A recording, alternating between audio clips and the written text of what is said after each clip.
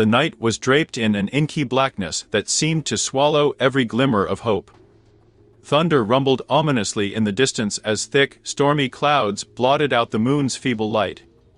It was the kind of night that made even the bravest souls shudder with unease, and on this particular night, a solitary gas station stood as an eerie sentinel at the edge of a desolate highway.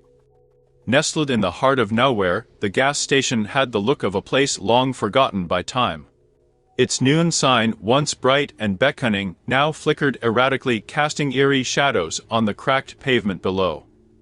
The pumps were rusty and creaking, barely clinging to life, like old relics in a graveyard of forgotten dreams. A lone figure, Jake, pulled his battered pickup truck into the station. The engine sputtered to a stop, and he cursed under his breath. He had been driving for hours, desperate for gas to continue his journey through the desolate night. With a heavy sigh, he grabbed his wallet and stepped out into the eerie silence. The air was thick with a sense of foreboding as Jake approached the gas pump. The flickering fluorescent lights overhead cast an eerie, greenish hue, making everything seem surreal. He tried to ignore the unsettling feeling that something was terribly wrong. Jake inserted his credit card and punched in his pen, but the machine just beeped angrily and displayed an error message.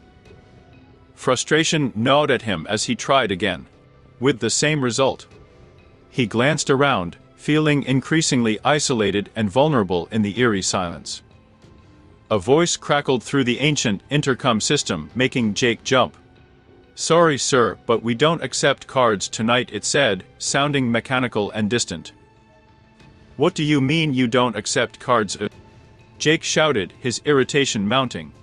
"I need gas, and I don't have cash." There was a long, eerie silence before the voice replied, "You'll have to find another way, sir." Jake's heart sank. He didn't have a choice. He glanced around the gas station and noticed an old payphone, its receiver hanging limply.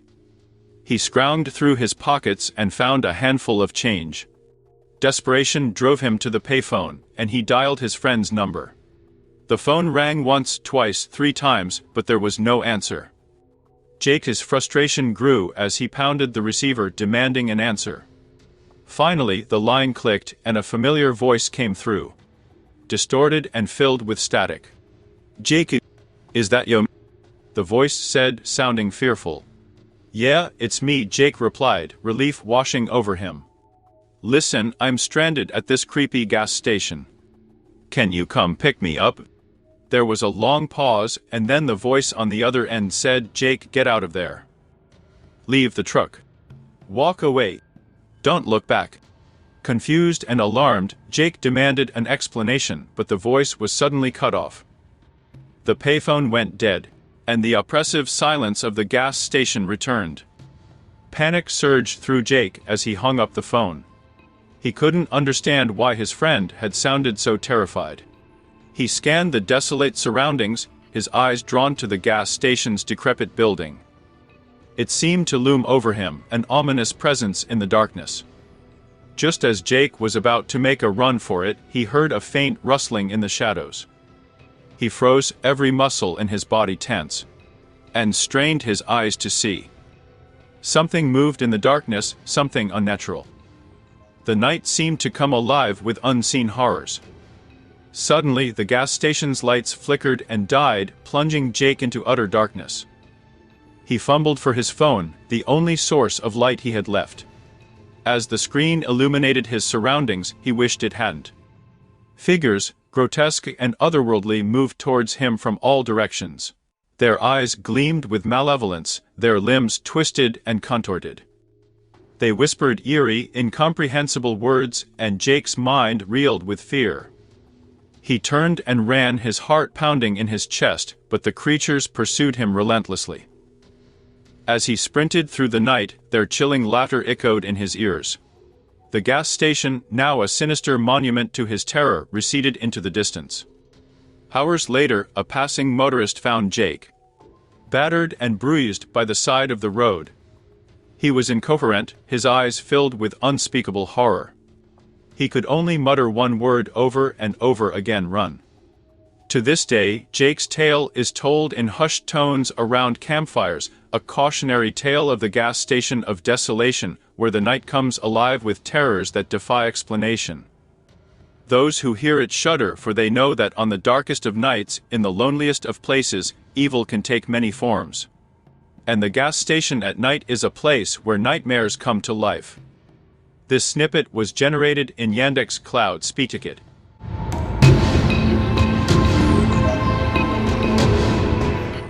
It was a moonless night, with clouds looming overhead like ominous specters. The small town of Harrowville, nestled deep within the darkened woods of Vermont, was a place where the old and eerie still held sway. The gas station, an isolated outpost of civilization, stood at the edge of the forest.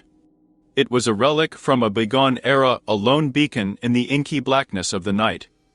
Tommy, a wary trucker on a cross-country journey, pulled into the gas station. The desolation of the place gave him an unsettling feeling, but his fuel gauge was perilously low. The flickering fluorescent lights cast eerie shadows across the cracked pavement. An unsettling stillness enveloped the station. The sole attendant, a grizzled man named Old Jake, leaned against the peeling paint of the station's walls. His eyes were hollow, his demeanor distant. He greeted Tommy with a curt nod, his voice croaking like the rustling leaves of the surrounding forest. "Fill her up." Old Jake's words sent a shiver down Tommy's spine. "Yeah, please," Tommy replied, handing over his credit card.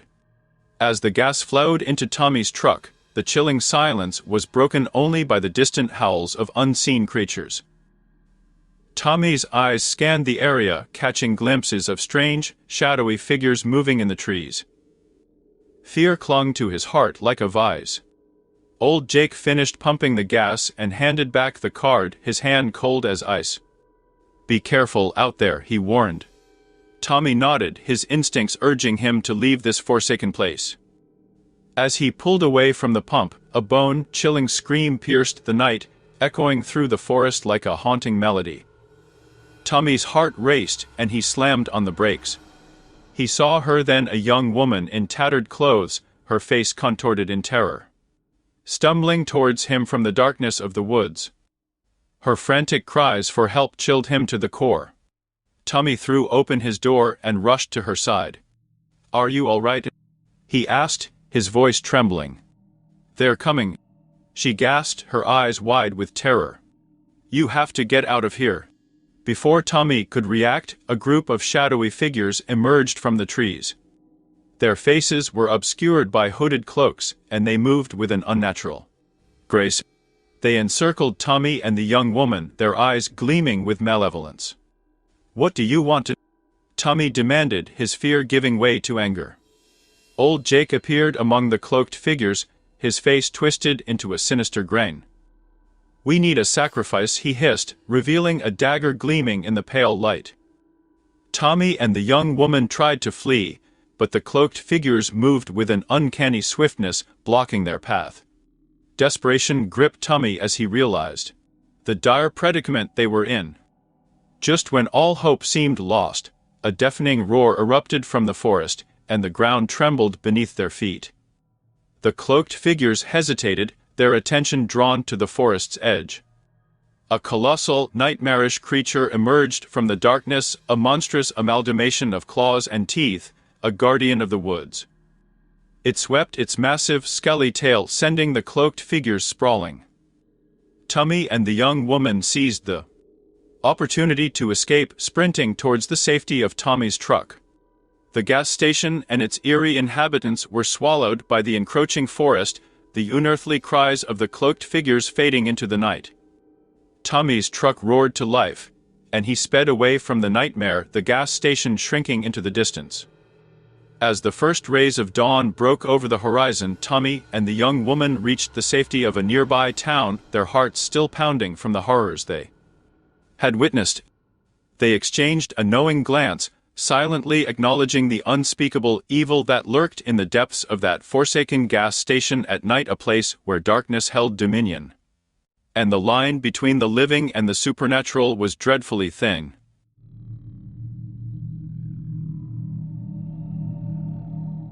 As the sun dipped below the horizon, casting long shadows across the desolate stretch of highway, an eerie silence settled over the gas station.